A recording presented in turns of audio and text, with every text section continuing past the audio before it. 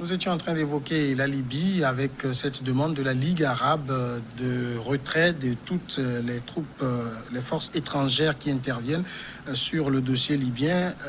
Kofi Kanito, vous aviez la parole avant la pause. Oui, j'étais en train de dire que aujourd'hui, seule la métropole, parce que l'Afrique ne peut jamais accepter que sa situation perdue, même si elle est silencieuse, c'est qu'elle s'est trouvée défavorisée avec le décès de Kadhafi, qui pensait à une Union africaine plus élevée, et avec tout ce qu'il faisait. Et d'ailleurs, c'est ce qui lui donnait cette possibilité de jouer avec la métropole pour pouvoir trouver des marges de manœuvre et agir.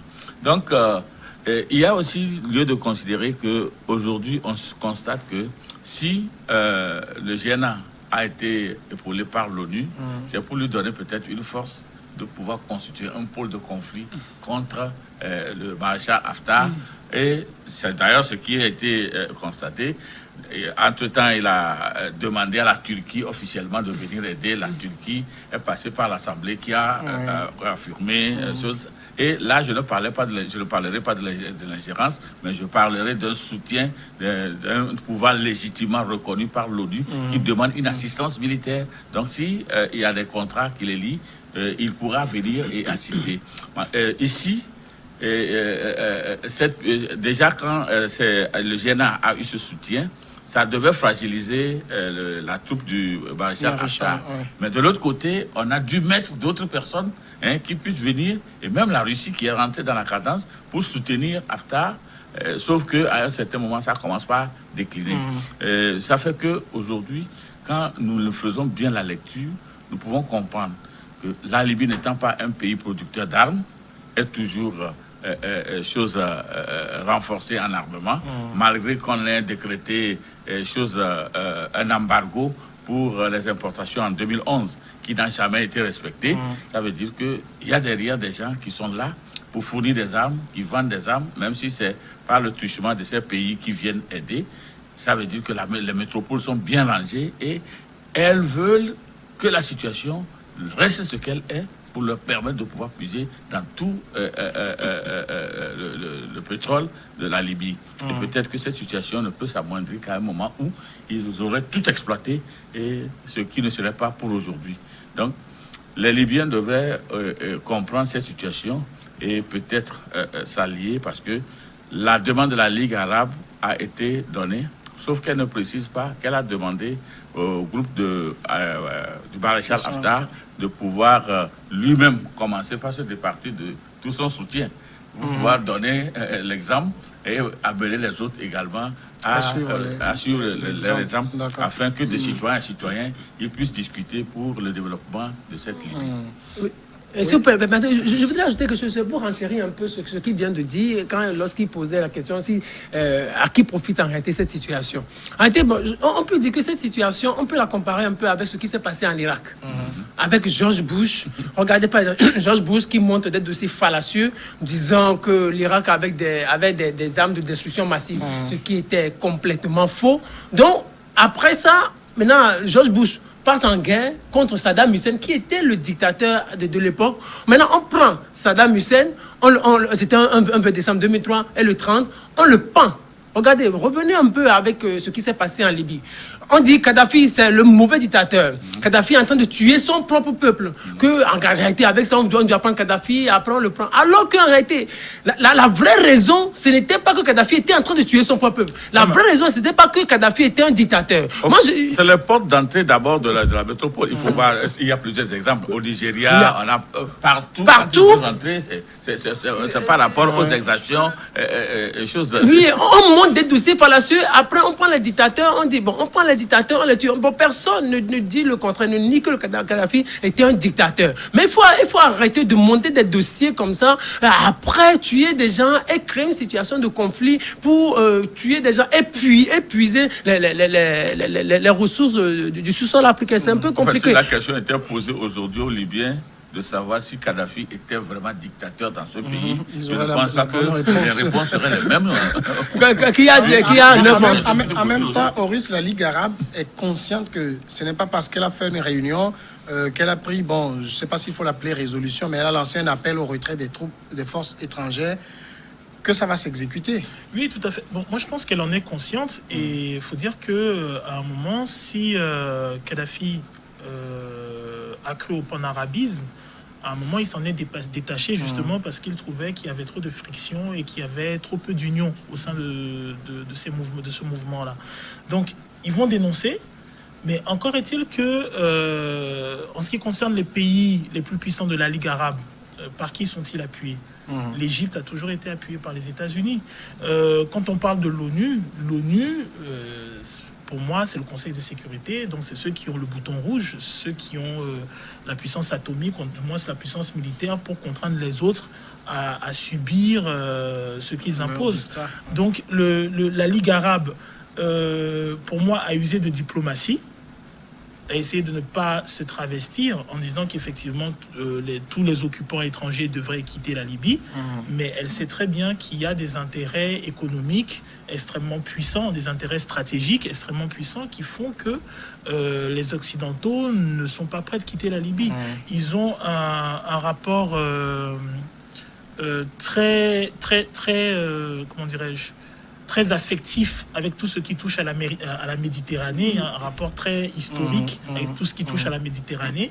Et on l'a vu, hein, même quand on prend l'histoire de... Par exemple, la Libye a été occupée par l'Italie, comment dirais-je, le Maroc, l'Algérie. L'Algérie, il y avait un ministère de l'Algérie n'était pas une colonie. Donc on a toujours eu, au niveau des Occidentaux, un rapport très affectif avec la Méditerranée. Le fait qu'il s'y implique, je doute très fortement que la Ligue arabe arrive à faire bouger les pions. Non, pas du tout. Ça ne sera pas... Là, dans ce qui se passe en Libye, c'est vraiment une question de rapport de force, de rapport d'intérêt. La Turquie, par exemple, on n'ose pas y toucher parce qu'on sait qu'il y a la Russie derrière. Trump est un personnage atypique qui n'est pas prêt à mettre ses, comment dirais-je, à mettre ses GIs en jeu pour des pays qui ne cotisent pas. On parle même de déplacement de comment dirais-je, des troupes allemandes pour la Pologne. Donc il y a tout un ensemble d'intérêts géostratégiques et en réalité la Libye n'est pour moi que comment dirais-je, la zone où on peut user de tous les débordements, de tous les excès pour assouvir ses desseins. Oui, mais je voudrais aussi compléter que quand on regarde, on lit un peu la chose, c'est que la métropole joue à ce jeu à garder cet équilibre entre les deux forces afin qu'aucune force ne succombe pour laisser la suprématie de l'autre parce que ça réglerait rapidement le problème. Donc il faut voir quand une force est en train de se faiblir, leur donner une manche pour pouvoir la relever un tout petit peu. Donc si aujourd'hui la Ligue arabe, pour le temps que les forces partent, elle se dit que dès que les forces vont partir, nous allons avoir encore cette force pour pouvoir contre-attaquer et avoir une certaine domination. Et quelques instants après, on va renforcer aussi le Jhéna qui va venir et ça va permettre à la situation de perdurer. Donc ça veut dire que des gens ont calculé le nombre de temps qu'ils ont pour exploiter ce pays après la chute de Kadhafi. Et tant que ce temps-là ne serait pas venu et que l'exploitation ne serait pas consommée à la hauteur de leur espérance, ça veut dire qu'il y aura toujours d'instabilité. Donc, c'est quelque chose comme ça que tu es en train de voir. Moi j'aime toujours revenir, par exemple, sur la position de l'Union africaine. Entre-temps, c'était le président de du Congo-Brazza, qui disait qu'il est temps que l'Union africaine apporte une solution africaine à la situation. Mais là, la dernière fois, il y a eu la conférence de Berlin, il y a eu la conférence de Sochi, les rencontres de Paris. L'Union africaine n'était presque pas associée. Vous vous rappelez, en 2011, avant qu'on attaque la Libye, la grande rencontre, c'était en France et en Grande-Bretagne. Et non, sur le territoire africain. Ça veut dire l'Union africaine n'a pas de voix. L'Union africaine n'existe presque pas. Parce qu'on l'a toujours dit sur cette antenne, l'Union africaine est financée par l'Union européenne. L'Union africaine est financée par la Chine. L'Union africaine est financée par les États-Unis. Donc l'Union africaine a quoi pour dire quoi? Le budget même qu'on vote à l'Union européenne, chaque année, le budget ne sert qu'à payer une partie des fonctionnaires. Le reste vient des Occidentaux. Donc, les chefs d'État africains peuvent tout dire, peuvent tout brandir. Mais ils n'ont pas cette voie-là qui pourrait leur permettre de se réunir et de décider. Ils n'ont aucun pouvoir. Des fois, même ça transparaît comme si on demandait l'autorisation de ces chefs d'État africains pour aller agir dans un pays africain. Et les gens font, comme ils ne voyaient pas ce qui se passait, regardez le cas de Kadhafi, tel qu'il a été attaqué. Et qu'il a même été tué. Il n'avait aucune réaction violente de l'Afrique. Et c'est comme tout le monde avait applaudi à cette. Aujourd'hui, nous assistons impuissants à ce délabrement continuel de la Libye sans que les forces africaines puissent intervenir. Et les quelques États qui interviennent ont des alliances avec les pays qui ont commandité l'échec de la Libye. Oui, exactement. Par exemple, Sassou Nguesso, s'il est là, c'est grâce à la France. Lui, il va dire quoi? Lorsqu'il s'était agi pour lui d'organiser son référendum en 2015, mais c'était François Hollande qui lui avait donné sa bénédiction. Donc, il va dire quoi aujourd'hui contre la France? Or, la position de la France, elle est claire. La France est là et la France exploite. Donc, aujourd'hui, qu'est-ce que Sassou Nguesso peut dire? Qu'est-ce que le Gabonais peut dire aujourd'hui par rapport à la situation? Ils n'ont pas la force nécessaire pour décider. Ils vont décider de quoi? Ils ont quel armement? Ils n'ont rien, au fait. Donc, alors, si c'est le cas, autant ne pas se plaindre des conséquences du désagrégement de la Libye sur leur pays. Non, le problème, c'est que, je pense que mes frères l'ont dit, on a une Union africaine qui est spectatrice des propres événements qui se passent sur son continent. Donc, elle n'a de pouvoir que sur du papier, ce qui est écrit. Mais en réalité, elle n'a aucun moyen de pression, de répression, de défense. Et voilà. Et c'est dommage parce que ça touche même à la façon dont est née l'Union africaine. Là, quelque chose se passe en Libye, impossible d'intervenir sans qu'il y ait intervention extérieure. Des choses se passent au Congo, impossible d'intervenir. Il y a des choses qui se passent au Mali, impossible d'intervenir. Il faut toujours, au Niger, il faut toujours avoir l'assentissement, toujours avoir le recours au matériel, à l'expertise, à l'expérience, aux forces armées même de l'étranger qui va venir sur le territoire et au Conseil. Donc du coup, à un moment, ce n'est même plus une question de leadership, c'est un vrai débat de souveraineté. C'est un vrai débat de souveraineté.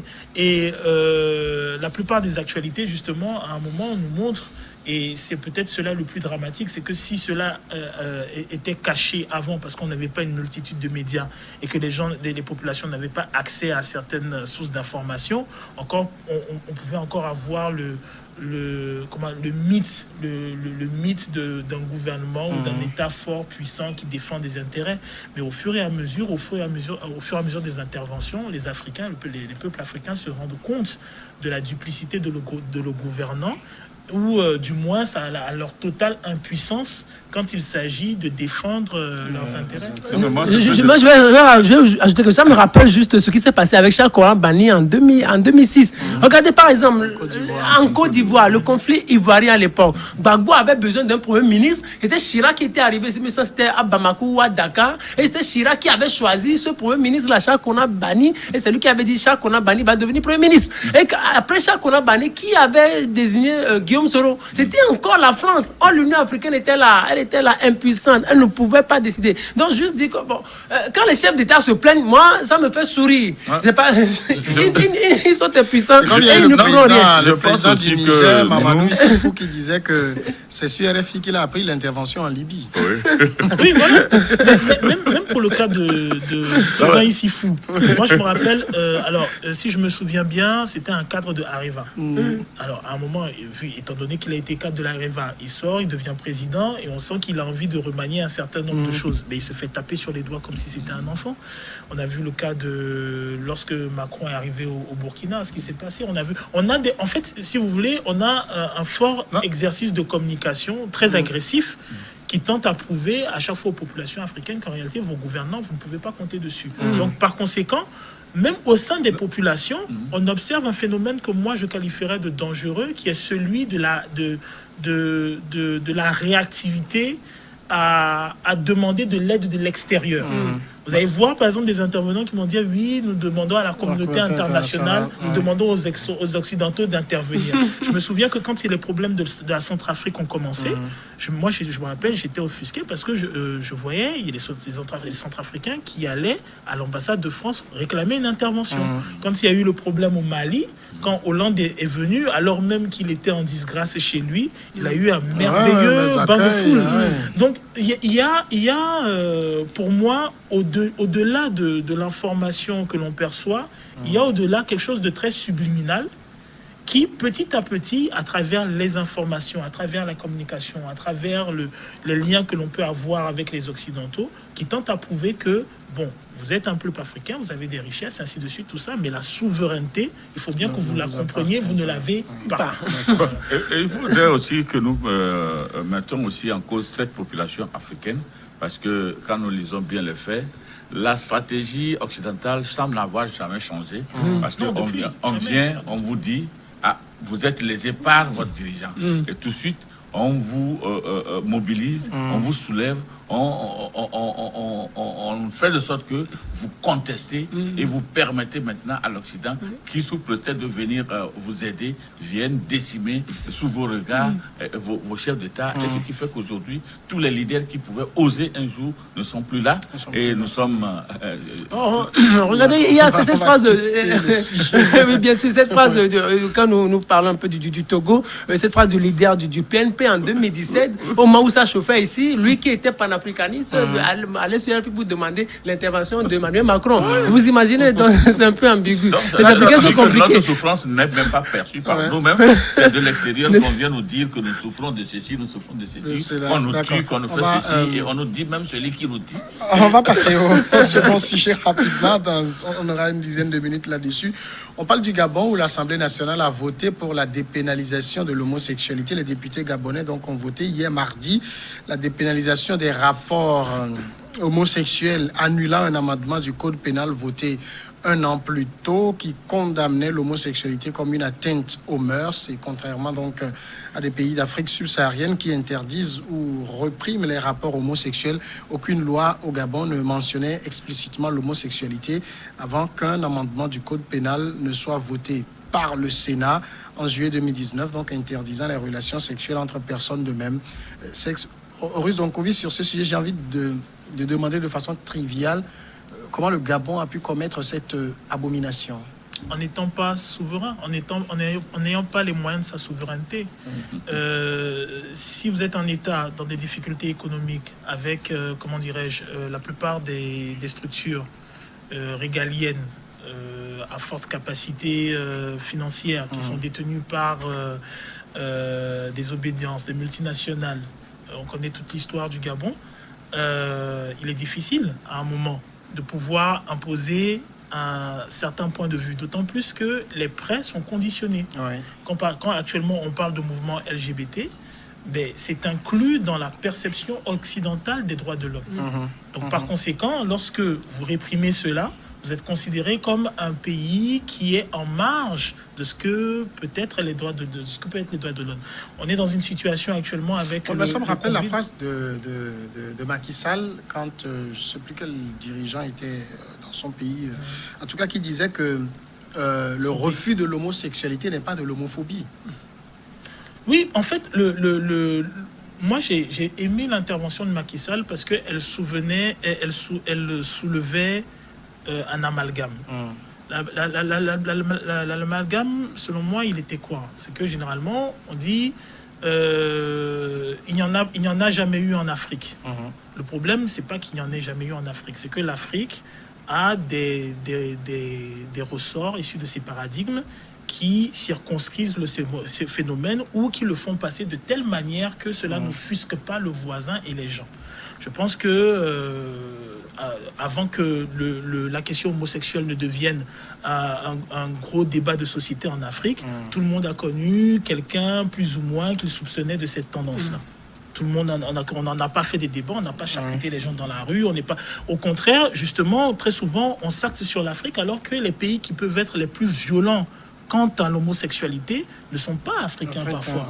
L'inquisition en Europe a été nettement plus violente.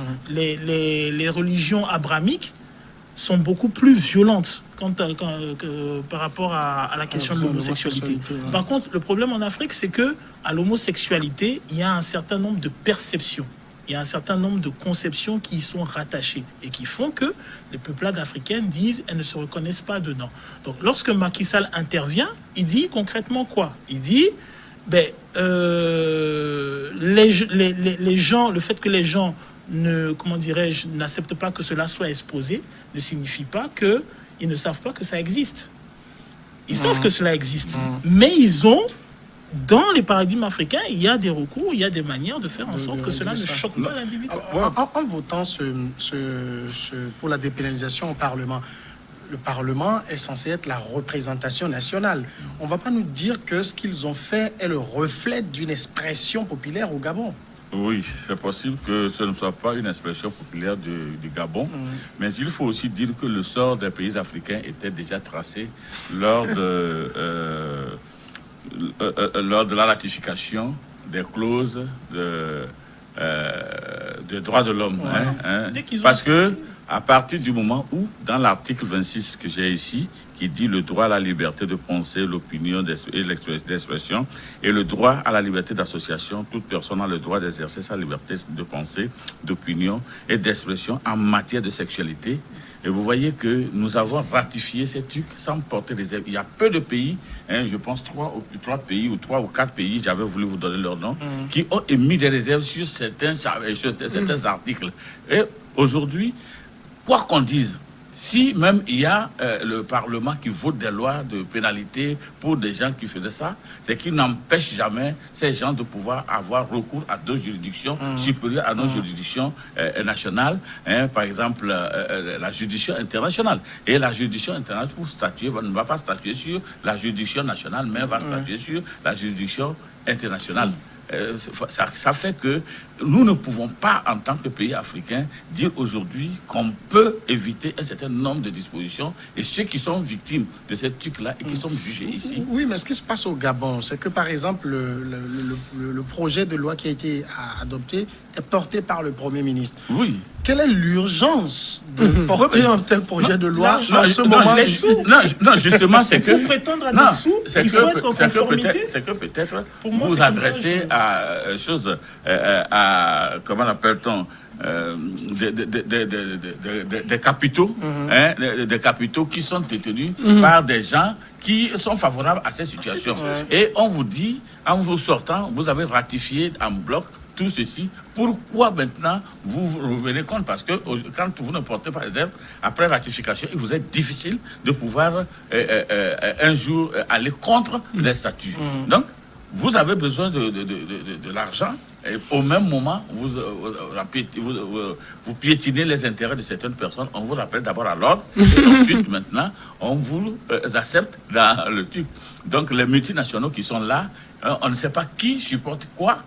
D'autant plus que vous avez besoin d'eux, vous ne pouvez qu'aller à leur école. Vous comprenez ça? Le Gabon qui est un pays où c'est pas des choses qu'on accepte dans la société. C'est pas comme ça que vit la société gabonaise. On envoie des gens au Parlement qui peuvent voter ça? Non, au fait, on peut se demander, mais est-ce qu'on avait même besoin de ça? Est-ce qu'on avait même besoin d'institutionnaliser ça, de mettre ça dans un code, tout ça, ou de laisser ça comme ça? Mais c'est parce que ils ont un problème, surtout en ce temps de coronavirus. Peut-être les autorités gabonaises ont besoin d'argent.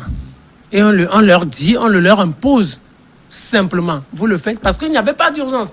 On ne sait pas pourquoi ils ont fait ça. On va pas les caresser, Satan, parce qu'on a besoin de ci ou de ça. Non, moi, je ne pense même pas que c'est une imposition. Il faut quand même voir qui sont ceux-là qui avaient lu tous les textes et avaient, sans pouvoir interroger nos valeurs, nos cultures, et qui ont ratifié à l'État. Non, je pense que tous les pays qui sont aujourd'hui membres du Conseil des droits de l'homme des Nations Unies, qui ont ratifié par exemple la Déclaration universelle des droits de l'homme et tous les autres textes, ont ratifié ce genre de choses. Par exemple, le Togo ne s'est jamais...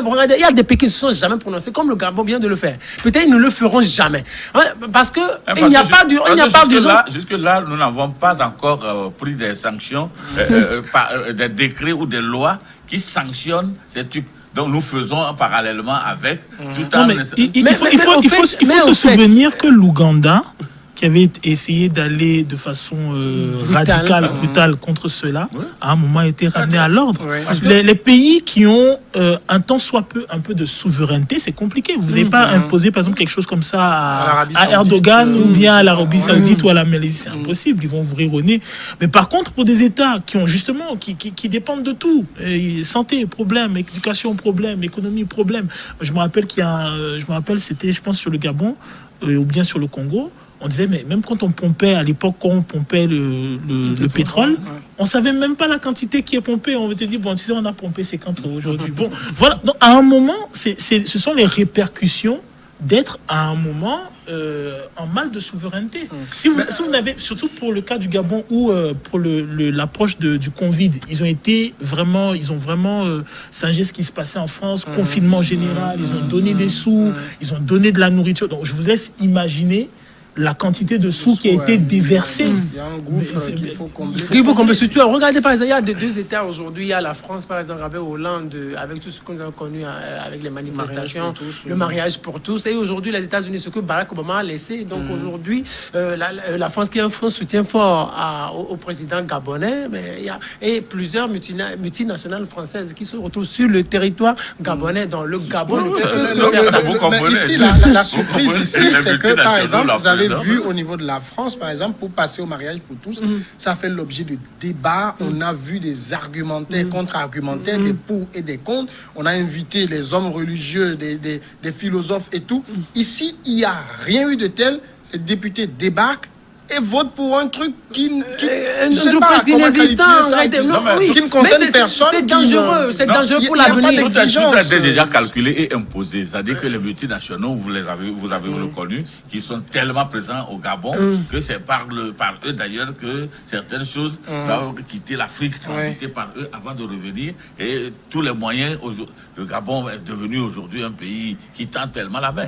Donc si la France a pu accepter cela, elle a imposé. Je ne pense pas que son dominion, puisque nous sommes presque des préfectures de la France, je ne pense pas que nous puissions dire quoi que ce soit. Mais c'est parce que c'est au sommet de l'État que nous arrivons à le constater aujourd'hui. Au Togo, dans certains pays africains, pour avoir le soutien de certains partenaires de certains projets, vous devez accepter ça. Vous devez accepter ça. Moi, j'ai écouté quelqu'un qui me disait on a changé en catimini une de nos lois. Je ne me rappelle plus, on m'a donné la référence, qui avait été changée ici en catimini pour se conformer à un certain nombre de dispositions pour avoir des apports de l'OMS ou un truc comme ça. Nos lois ne sont que des transcriptions, pures et simples de tout ce qui est contenu dans la déclaration. Et on nous juge à partir de l'omission ou de la commission. C'est-à-dire, si nous n'appliquons pas, nous ne respectons pas, on nous rappelle à l'ordre. Si nous respectons mal, bon, ici, c'est dans un cas de figure où nous respectons mal ce que nous avons, l'article 6 que nous avons tous ratifié, reconnu. Permettez qu'on aille à la grande pause et on va revenir après le journal. Sujet intéressant, on va revenir en parler encore un peu.